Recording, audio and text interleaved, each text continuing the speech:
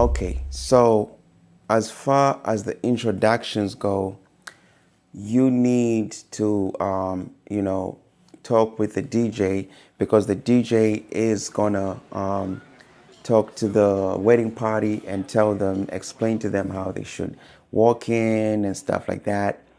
And the reason why you should talk to the DJ is tell the DJ to tell the people when they get in, before the first dance is announced, he needs to tell the people to go sit down so that way there's no one on the dance floor during the first dance.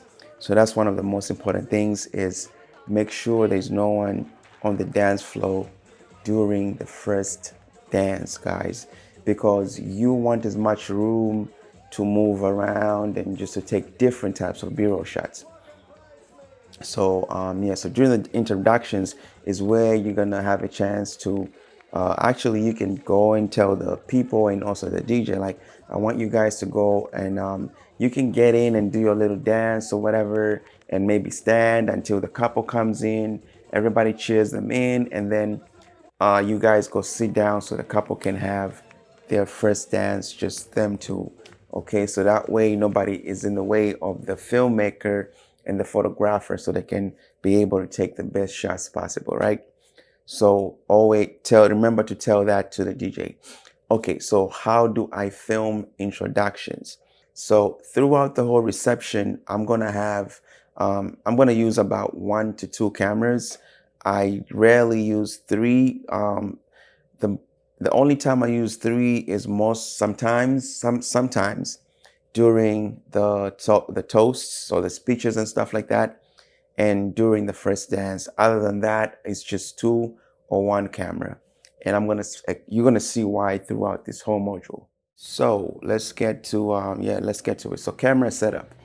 So I have 1 camera facing the door as people come in. So I have that wide so I can, capture a wide angle shot. Actually, not a wide angle. I do kind of like medium shot. So facing the door, like kind of medium shot. And then I have another camera that's just facing the opposite way, just facing the dance floor so it can capture people as they go down into the dance floor. And then I have 1 final camera, which is a mobile camera, will be on me. And that one, I just like freely move that camera. The other 2 cameras are mostly standalone cameras because I'm a solo filmmaker. So that's why I set them the way I set them.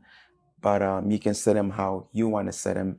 But they can kind of like alternate around the stage depending on what view looks the best and depending on the venue. Not all the venues will be the same. Okay, all venues will be different. Some venues will be smaller, some will be bigger, some will have like multiple entrances. So you might not know which entrance. Some might be like oval shaped or circle shaped, whatever, table, whatever, round. You get what I'm saying. Okay, so I can't really recommend to you like how to set the cameras. Just set them in a way whereby you're capturing people as they get in, like their full bodies and everything from the entrance, and you're also capturing when they go and stand, so when they go in, so that way you don't miss the dance that they do and you don't miss them coming in. And then you have a mobile camera on you, which is mobile with you on a gimbal or handheld, and you can just be like controlling the action. And the reason why and that camera for me always has an on camera lighting, right? And the on camera lighting I use, you can scroll back up to module number 1, which is the equipment. I have all that information there. So the reason why I have a mobile camera is so I can follow the bride and groom soon as they get announced and introduced and they come in.